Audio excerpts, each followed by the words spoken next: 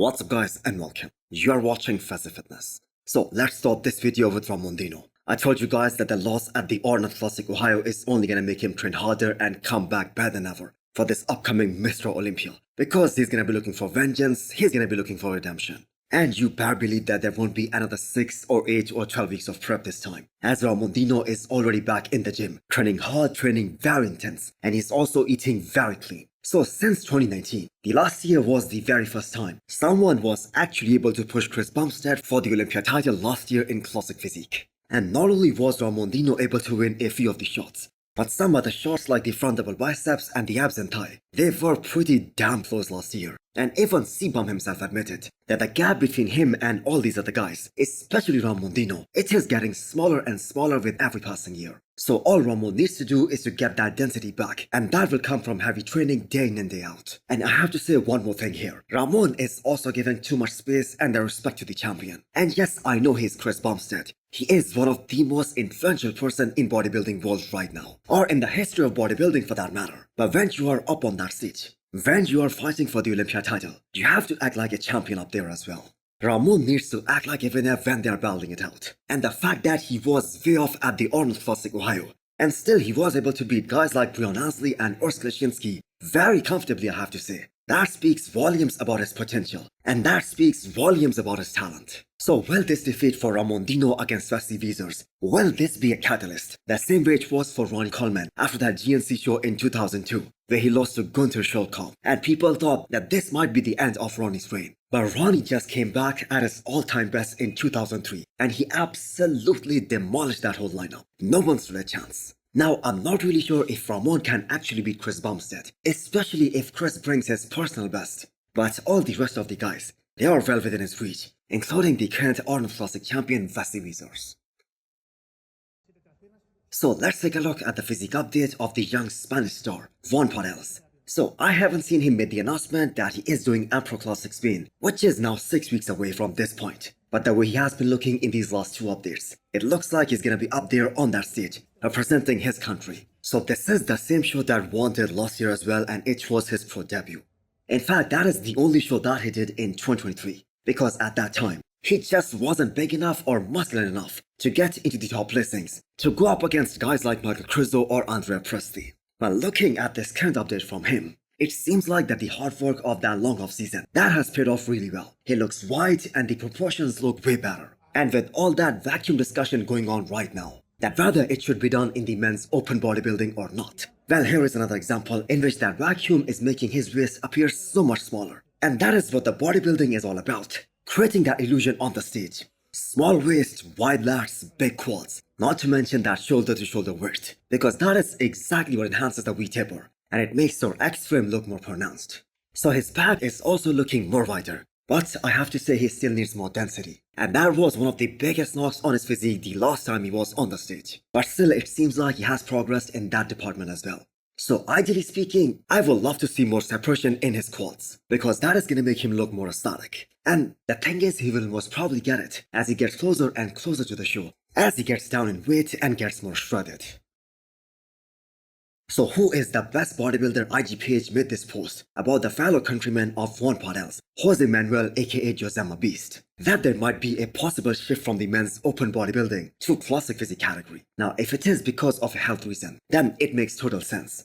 Other than that, I think this is gonna be a terrible decision. He is the youngest IFB pro right now, only 22 or maybe 23 years old, and he has put on a lot of size during this off season. So in order for him to make that weight cutoff in Classic, he's gonna have to lose a lot of muscle, probably 20 to 25 pounds at least. And even if he is able to do that, he will be imposing limits on his growth, as long as he stays in Classic Physique division.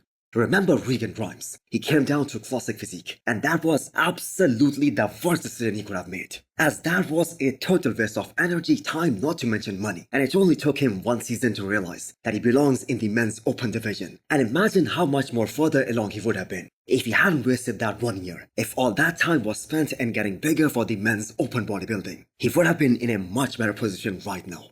So I really hope that this is just a rumor, because Jose showed great potential at Empro Classic Spain last year.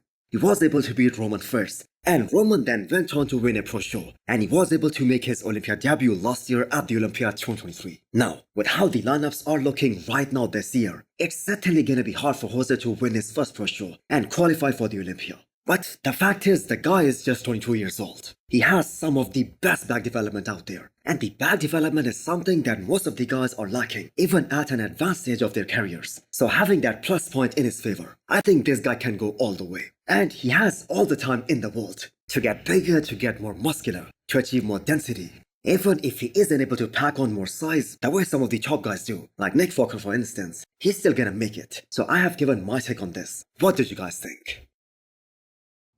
Jona Rosa finally announces what show he's gonna do next, and I have to say no surprise there at all, as he is going for Tampa Pro, the same show where he made his comeback in 2023, and he plays runner-up against Hunter Labrada. Now, I think most of us would agree on this, that it was kind of a mistake by him and his coach for not doing Detroit Pro, because I certainly believe that he could have won that show. So Jona Rosa at the Arnold Classic Ohio prejudging, that version was absolutely incredible. He even got a chance to stand next to Hadi Choopan, and he was extremely impressive by every standard. His back double bicep pose in particular was off the charts. And it wouldn't be wrong at all saying that in the conditioning aspect, only Jon was able to match Hadi Choopan, or he was the closest one to Hadi. And now we have seen Jona Rosa nail his condition in about 4 shows with Patrick Truer, and he has also made tremendous improvement from one show to the next. But I still believe Tampa Pro is gonna be one tough show to win, because Hunter Labrada is gonna be there, and Hunter also hasn't qualified for the Olympia yet. So Hunter has won Tampa Pro twice already. So I don't think any of us would be surprised if Hunter decides to jump into that show again. And we have all seen that this time, Hunter is looking so damn good at about 300 pounds right now. And this is possibly his best off-season. And not just in terms of growth, he is holding on to an extremely impressive conditioning. So beating a guy like Hunter Labrada, that won't be easy, not just for Jon, for anyone for that matter. So both Jon and Hunter were number 1 and number 2 at Tampa Pro in 2023. And there is another name out there who might do either Chicago Pro or Tampa Pro this year. Brett Wilkin, who has been putting in a lot of work. You guys just saw how massive he looked during that guest posing, which we saw last week. And Brett Wilkin also has this reputation of coming in extremely shredded and bone dry whenever he steps on stage. But here is the fact, if both Brett Wilkin and Jon compete at this show, I think the battle is gonna be more between him and Jona Rosa for the second spot, because I don't think either of these guys can beat Hunter Labrada. So what's done is done now, but Jon really has to bring something better than his A game in order to beat these guys. But do let me know what you guys think. What are his chances of winning Tampa Pro?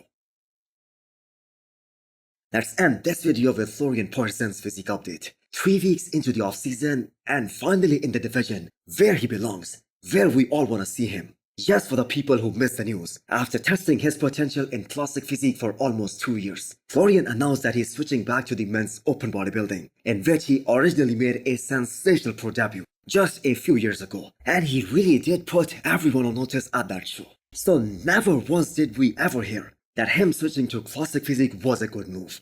He was meant to be huge, he was meant to be big.